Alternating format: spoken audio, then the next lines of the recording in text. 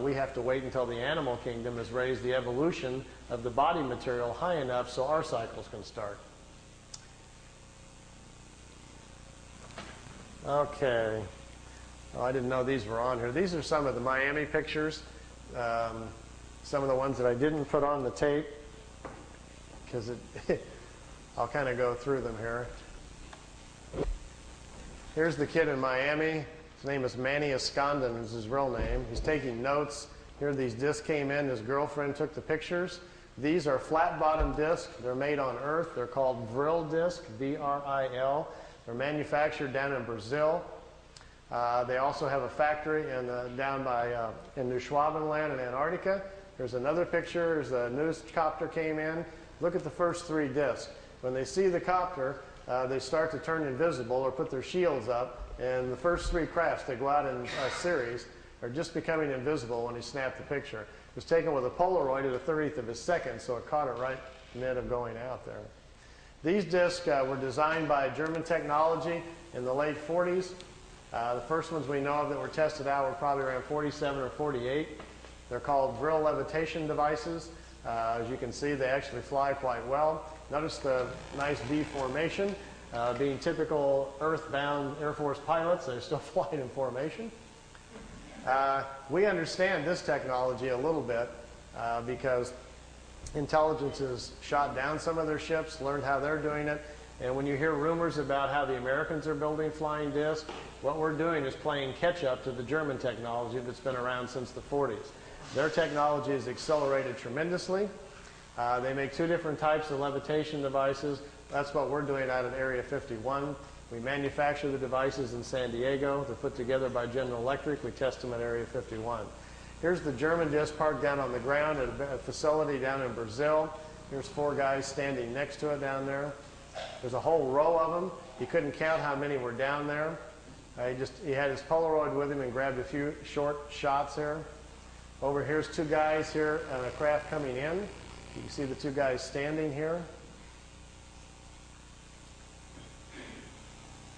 And down here at the bottom, which I know isn't clear, is one of these old bell-shaped crafts. Many of you are probably not familiar, but there was a fellow named George Adamski back in 1962 who claimed to be having contacts with people from Venus. This was the craft he was taking pictures of.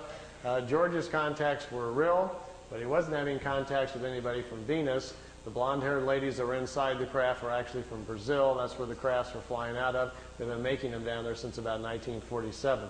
They find it very convenient if they make contact or land somewhere to tell people they're extraterrestrials, and we're very open to it. If they tell them, hi, we're part of a German intelligence group from Brazil, people would freak out. I got my camcorder and I've got my micro lens on here getting as close as I can to this picture. It's a very, very small Polaroid picture that's about that big, and it got wet in the rain. He left it in the windowsill, so I've ironed it and put it on paper so we didn't lose it. And I'm copying it with my macro. Here's the whole picture. Over here is one of the old bell-shaped discs. Here's one in the air. Notice the platforms they're sitting on. Here's a guy standing here. There's a guy over here just coming out of this disc. I'm trying to get real close to the bottom of it here so we can see what they're like. This is an area, if you look on a map, I've got a little videotape over there if you're interested in learning more about this information, called Space Cities. I've narrowed it down to about within a 200-mile range where this facility is at and what they're doing down there. Here's the guy standing there. The discs sit down on the platforms. Remember earlier I was telling you about how the condensers charge out the bottom to have to charge the field up? If you get too close to the Earth, the charge dissipates because it's grounded.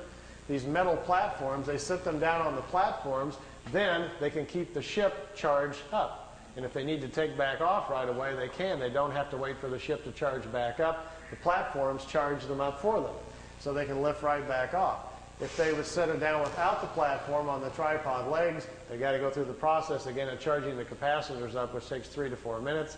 So if they're in a hurry to get away, they're in big trouble. These old bell-shaped discs actually have 3 Mercedes-Benz truck engines in them, driving the magnetic field. This was their first design that they made. This was the first ones that the Germans built. These craft here were under consideration, and they were working on them in the end of World War II. When you hear about Hitler's secret weapon at the World War II, if you go back and look at the newspapers, that's what he was talking about. They were in hopes they would get these things up and working, and they would still have a chance then to win the war. Fortunately for all of us, they did not, and we'd all be speaking German today. Interesting side effect, too, once they finally did get them up and working, they made lousy war weapons because the field around them prevents you from dropping bombs or anything out of them. It ignites the bombs. So it took them a while. They don't even have weapons on them for a while, and then they had to come up with other kinds of devices. This was the first pictures I saw from the kid in Florida of his German contacts, and to my knowledge, I still think they're his best and perhaps his only contacts. I think he probably had a couple of contacts from these people. They came, they took him for a ride, it looks like on 1 or 2 occasions, and then perhaps they never came back. So we found this situation on several people around the planet, so it's not an uncommon situation. And this is from ET technology, but it was before 47. It wasn't ET, nothing to do with ET. It wasn't. No, just good old German intelligence figured it out. I can tell you where they got it. It's kind of a long story, but basically it came from German people who had traveled to India to study the concept of the Vril, the energy of the universe, and they were trying to figure out how to levitate their own bodies to move in time. And they came back and they explained it to people what they were doing in India, how they were trying to travel in time. And some German engineers tried to build a machine to travel in time, but when they turned the thing on and lifted up off the floor instead, they didn't time travel, but it floated. And they stumbled onto the idea of how to make what's called a Vril levitation device. We think they did that probably the first time and sometime probably around 25 or 27. And then the concept laid around in private circles for a while and then became a potential thing during the war and then really didn't happen until after the war. These are Billy's pictures, some of his early movie footage. We got a car going down the highway over here and the trees blowing in the foreground here, and here's the disc. They're trying to show him, you know, just allowing him to take some movie film of the craft. This is a few minutes long, so if you want to ask any other questions, feel free while it's running here. I'll just kind of let it run. You can see they float. The field around the craft that supports it, the ship is kind of in its own self-contained environment, so it floats on the gravitational wave, much like a boat on water. And when they blink out, what is the technology there? They really don't go anywhere. They figured out how to make them invisible to our eyesight by controlling the frequency of the field around the disk. It's just a trick. They set the field up to a certain frequency, it bends reflected light, we can't see it. You and I don't see direct light, we see reflected light. Sun bounces off of me, goes to your eyeball, and you see me.